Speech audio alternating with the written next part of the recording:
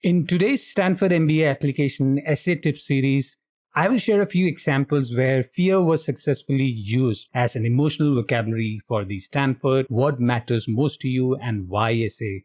Any transformational story where an applicant was searching for their identity and goals will involve some fear of rejection or failure. This emotion could be used in so many different iterations of self-discovery. For one applicant from a low-income family, the destiny to be in a poor neighborhood and confined to the jobs that her parents were doing as laborers was the most logical part. The fear of even articulating the ambition to parents who were counting on the person to be the breadwinner was the most interesting interaction in the opener of the What Matters the Most essay.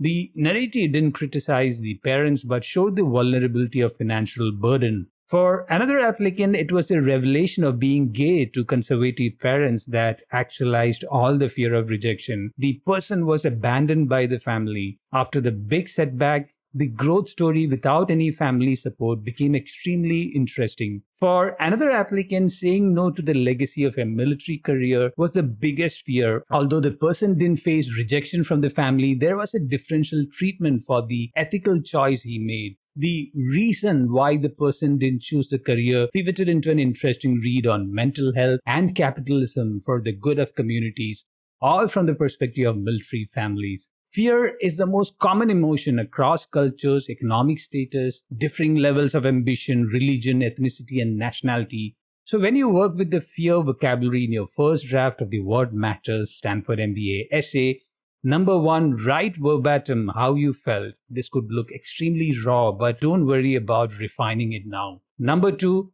write about the people whose acceptance you are seeking. Number three, write why you felt that your path was different from your group. Number four, write about the fear of rejection and how you tried to compensate. Number five, if you were rejected from your in-group, write about the struggles to find your place.